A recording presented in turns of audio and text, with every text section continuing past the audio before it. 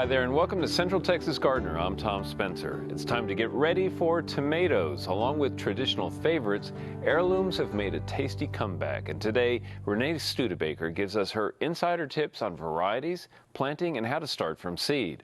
On tour, let's meet the next generation of gardeners. Do that for every row. And this one, it's zephyr squash, which is like the yellow and green ones that look kind of like tie-dye. Oh, and when you put them in the bucket, put them butt to butt so they don't scratch each other. It's a busy day in early summer for high school students intent on harvesting crops they started in spring. They work side by side with professional farmers who operate Hands of the Earth Farm on shared land in East Austin. The students work an acre and a half that Urban Roots leases for a program that extends far beyond lessons in agriculture. They're paid for their work after going through formal interviews that give them practice for adult life ahead.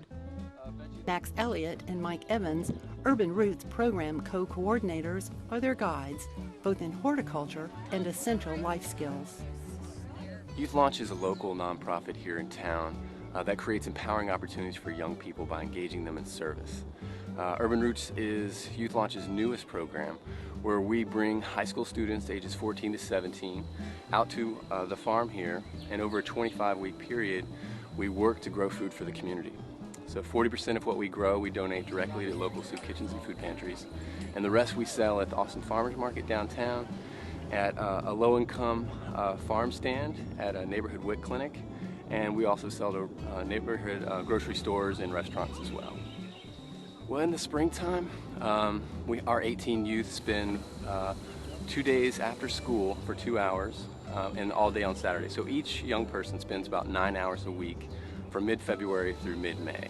And then from the beginning of June through mid-July, we're out here 5 days a week for approximately 35 hours a week.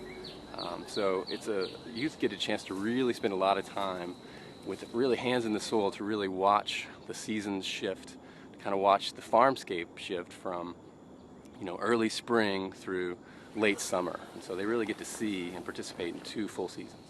I see like that produce at the grocery stores, and they all look the same. They're all perfect, and you can buy it all year round. And that's just kind of crazy to me now, because I know we don't have winter vegetables out here on the farm. We don't have carrots, we don't have spinach, we don't have lettuce, any greens.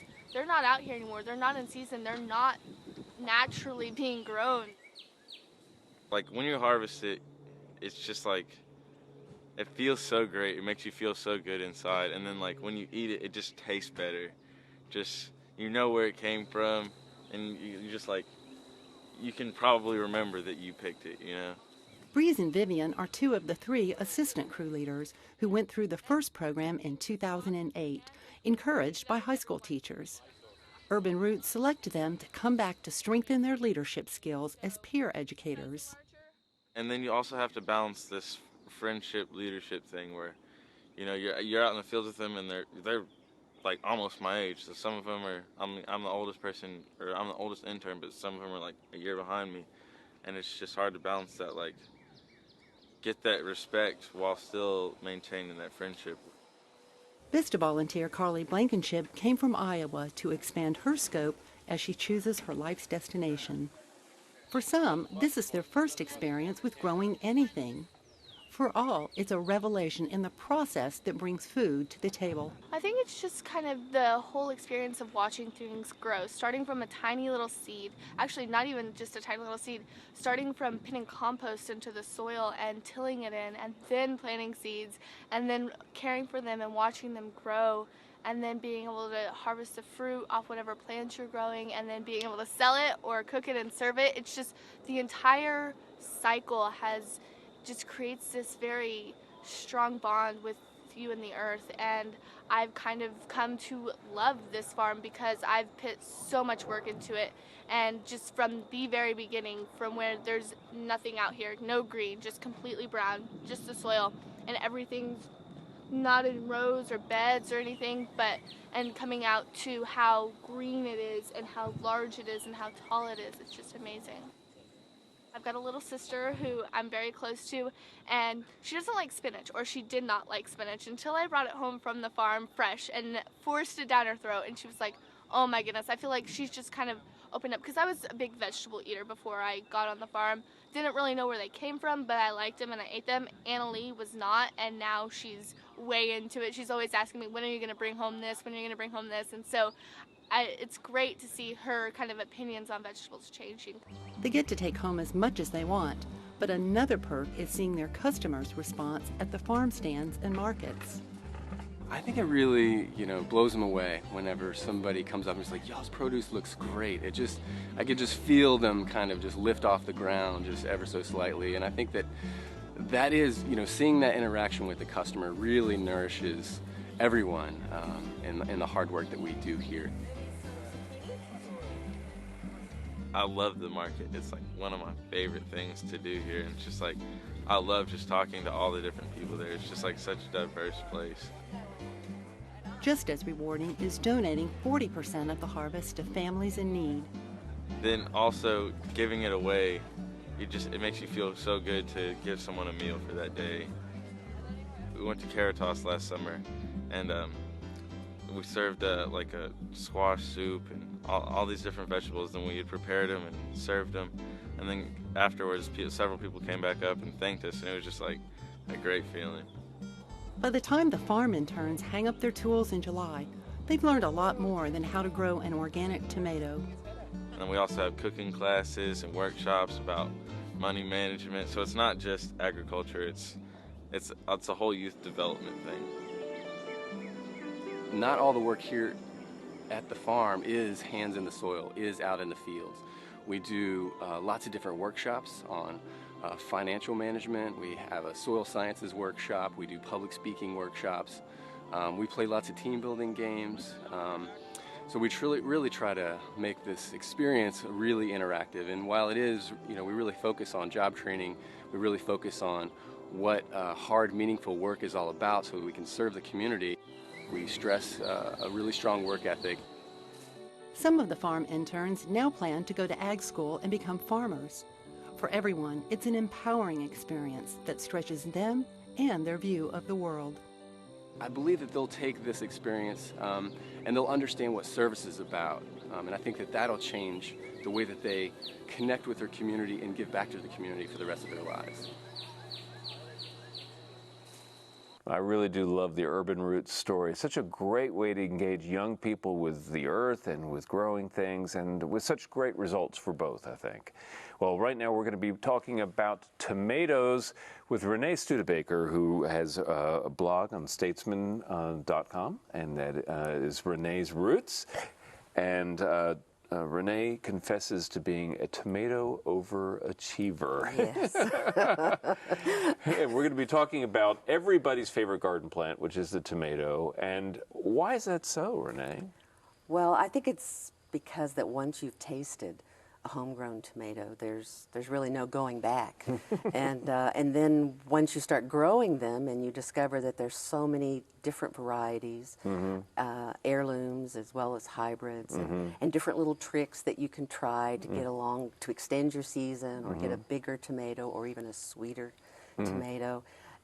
It's really addictive. And it's fun to be able to have that success, and then to be able to hold up one of those big tomatoes and say, look, I did this. Right. Now let's eat it. And to share it. And anybody who grows tomatoes successfully usually has bags to share. To share, Right, yes, which is a yes. great thing to do. I bring some into the office Okay. from time to time, yeah. So you're all about the tricks. You were talking about extending the growing season, trying all these different things to get the perfect tomato. So this time of year, we're looking at late January, still kind of cold here in central Texas.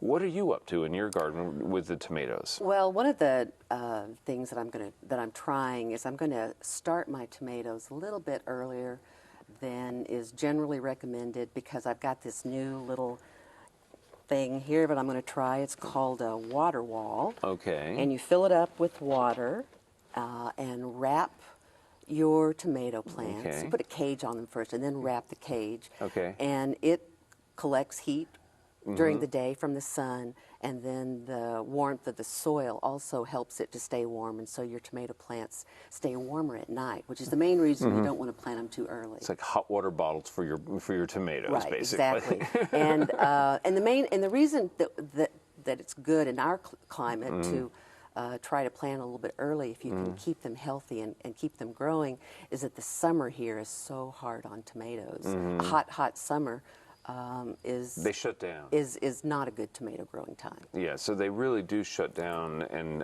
so the earlier you can get to it, the better. And you get your big production, and you pick your tomatoes, and then you move on. But if you do start early, you just need to be a little more vigilant, I guess. Right. Yeah, just to take care to make sure that you're protecting them. On cold nights. Right. Now, you often collect seeds from the tomatoes that you favor, and sometimes these heirlooms are kind of hard to find. You may find them one year, not the next. So you have a seed kind of gathering and harvesting technique that I think a lot of people would be interested in. Yes, I have. What I do is from the biggest, sweetest tomatoes that I grow, I pick one and I collect the seeds. I put them in a small bowl with a little bit of water and just let them sit at room temperature for a few days until they start to ferment and get a little bit stinky. Okay. And then you run that through a strainer. Run some water through a strainer to clean them. Maybe rub it a little bit against the metal strainer. Yeah, got you. Right. And then you let them dry in the strainer in a in a nice dry place, and then you're ready to plant. Very easy. And what's the purpose of letting them sit for the few days? To dry them out so that they don't get moldy or bacterial growth. Gotcha. You want them to dry. I got you. And also, the rubbing them against the metal gets rid of a coating, so it makes them germinate easier. And it also helps to ward off bacteria. I think that's a really handy trick because, and I know that was the case in the last garden that I grew tomatoes in. We had one particular variety that was absolutely our favorites. It was a rare heirloom that we just got lucky to find one year. Next year we couldn't find it at all. Well, that's my heirloom that I tried earlier this year, but I really liked, is German pink. And I did buy the seeds for it, and I'd never tried it before. This happens to be a green tomato, one of the last green tomatoes of the fall season. I don't think it's going to turn, so I'm going to go ahead and just eat it as a green tomato, either fry it or put it in a curry or something. But anyway, these pink Germans, I saved some of the seeds because they were so good. They're very prolific. They didn't shut down in the heat as soon as some of my other heirlooms, and they have a good old-fashioned kind of tomato taste. And so that's what I'm always looking for, is that sharp, old-fashioned tomato taste. And when you find it, you want to save the seed from it. Right. And I also like the form of that one, too. You know, I like the heirloom forms. They're funky. They're not like projectiles like the modern tomatoes. Right. They're sometimes kind of lumpy and wrinkled and kind of squinched up in the face. Yeah, right. And you have the little cherry tomatoes there, too. And there was an important point is that it's nice to make sure that you get these little salad-like tomatoes in because they produce a tremendous amount. Right. And they also often will produce at different times. Right. You can stagger your planting even with salad tomatoes and extend your season a little bit into the summer because they resist the heat a little bit better and will keep on producing.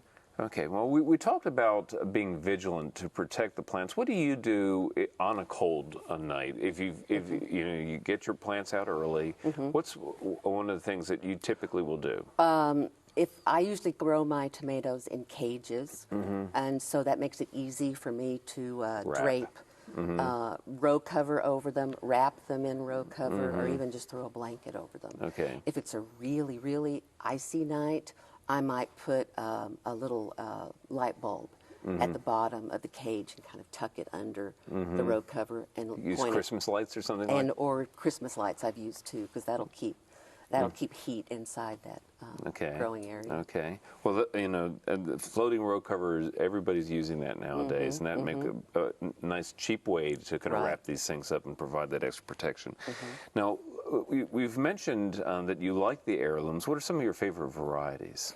Well, the variety that I've had really good luck with, and I love the flavor of it, and I keep growing it year after year, is Purple Cherokee.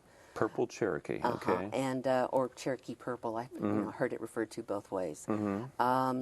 It's a very rich flavored tomato. It also can get really big, and so they can be really impressive. Impressive if you're going for the the overachievement award. Yes. Right. They're also. I've had really good luck with them being very productive. Sometimes heirlooms are not quite as productive as some of the hybrids, right. but I've had good luck with. Okay, so with the Purple Cherokees. Cherokee is a good one. And Celebrity is not a heirloom, but it is for me the most tried and true hybrid tomato for my garden. I've heard that from so many people.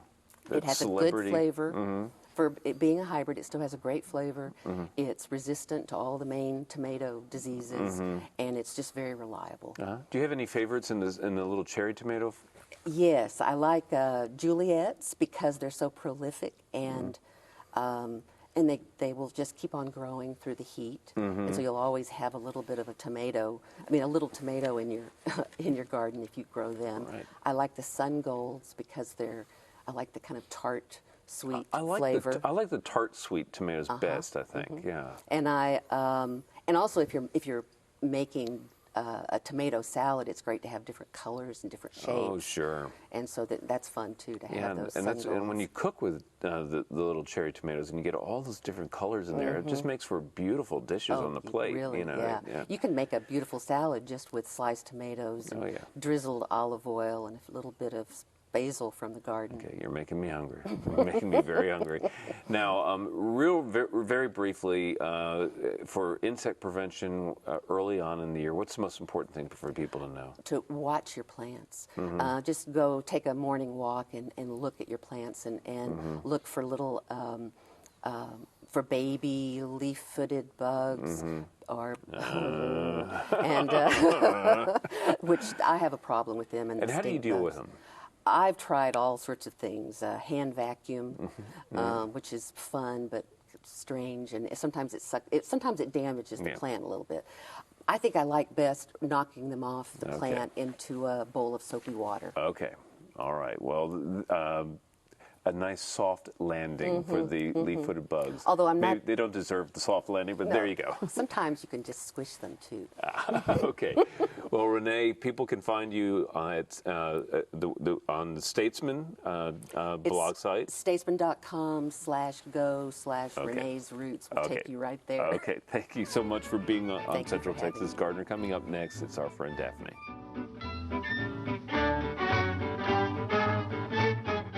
Hello and welcome to Down to Earth. I'm Daphne Richards. We've been getting some great questions from our viewers, and this one's no different, so keep them coming. This one's from Jean, and she wants to know if you can use doggie-doo in your compost pile. This is a great question. You want to think about carnivores versus herbivores when you're thinking about using manure in your compost pile. Dogs are carnivores, so you don't want to use their manure in your compost pile. They do eat meat, and they can have some diseases that don't get composted because as a home composter, your compost doesn't get quite hot enough to kill those diseases. So you might get a question about dillo dirt. I get that question all the time, if that's safe or not. That is composted in a commercial process, which gets extra hot. And so then we want to think about heavy metals because sewage sludge is used in dillo dirt. The research says no, there's no heavy metal in dillo dirt. It is composted with a lot of plant material, and it is safe to use even around your vegetables. But I do understand if you want to err on the side of caution and only use dillo dirt as compost around other plants besides your plants that you're going to eat. Also, cow manure and hormones. There's not much research on that topic. So again, if you want to err on the side of caution, that would be a great thing for you to do. There is a natural exclusionary mechanism in the plant roots, and that's called the Casparian strip. This does eliminate or keep out of the plant many of the things that might be dangerous to us. So fruits that are grown in compost or manure, near manure, are safe for us to eat. But again, if you want to err on the side of caution with your vegetable beds for things such as hormones and so forth, you can do that. That's perfectly valid. Our plant this week is Yaupon, Ilex vomitoria. It's another great native shrub for us, and it can be planted as a screen. It doesn't need to be hedged though, so be careful and don't prune it. Try to get it the size that you need. It may also be found in nurseries or trained into a single trunk species plant in your landscape. In nature, it can get very, very tall, but in our landscapes, it usually gets 12 to 25 feet. But you can get dwarf cultivars in most nurseries. This is a dioecious plant, meaning that there are separate male and female plants. Female plants do produce showy flowers and then bright red berries in the winter, and the males do not. So make sure you get the plant that you want for the berries. So it's great for birds, and also great for holiday decorations if you want to take cuttings and bring them in your home during the winter. It also will have those berries in the winter in your landscape, and it's evergreen, so it can cheer you up on those dreary winter cloudy days. It has small, deep evergreen leaves and interesting bark with pale gray and patches of a grayish white. So it also was used by Native Americans because it's related to yerba mate in a drink. To do in your garden this week, sneak in some cool weather crops such as broccoli, carrots, lettuce, or onion sets. You can squeeze those in again before it gets warm. Or any bulbs you can also plant, such as garlic. We'd love to hear from you, so please visit klru.org/CTG to send us your question or a plant of the week from your garden. Thanks, Daphne. Now let's check in with Tricia Shirey for Backyard Basics. One of the challenges that gardeners face, especially in the spring and the fall, as we're putting out new transplants and planting seedlings, are pill bugs and sow bugs. Now, these are actually not insects because they have 7 pairs of legs, so 14 legs, unlike an insect with 6. They're actually a member of the crustacean family, like lobsters and crayfish. They like damp areas, dark areas, and they typically feed on decaying organic material, so they're not a bad thing to have in our gardens and our landscapes because they help with the breakdown of organic material.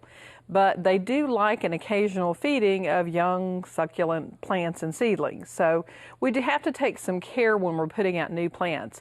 Sometimes when I'm putting out things like lettuce that I know is going to be attractive to pill bugs, I start out a little bit in advance of planting my lettuce by reducing the number of pill bugs. And I'll do that with beer traps, just a simple coffee can, cat food can or pie pan, something like that with just a little bit of beer in it, sunk to the level of the soil, will attract them, and then they fall in, drown, and die, and you can take care of them and get them out of the garden.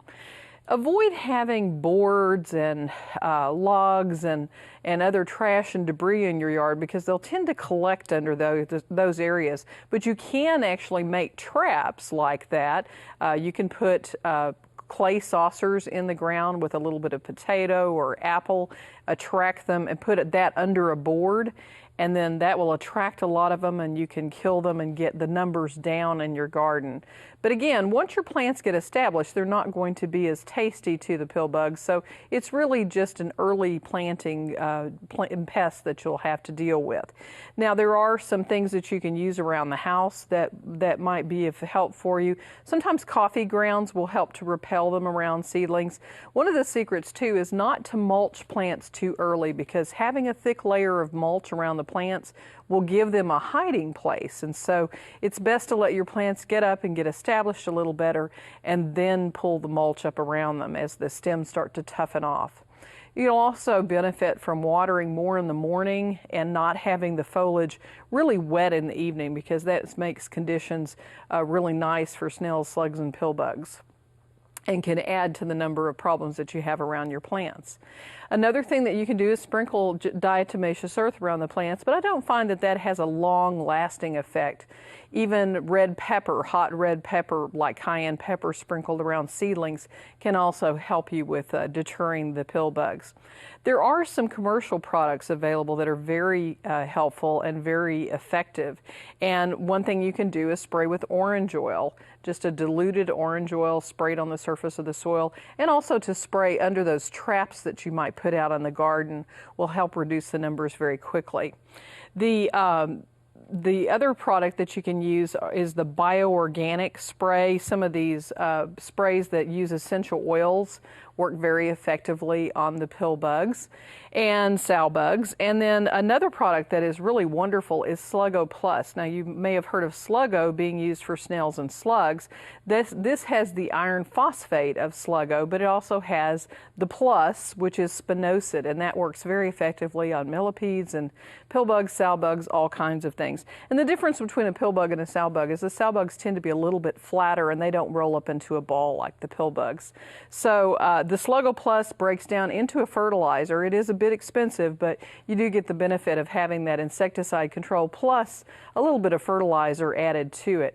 And you just sprinkle that lightly into the soil and it will give you a long-lasting effect and get those numbers down.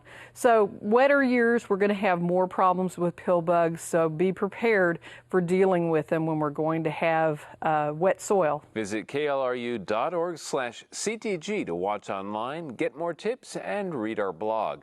Next week, meet the amazing Mr. Smarty Plants. Until then, I'll see you in the garden. To learn about today's program, watch online, and follow CTG's blog, check out klru.org/CTG.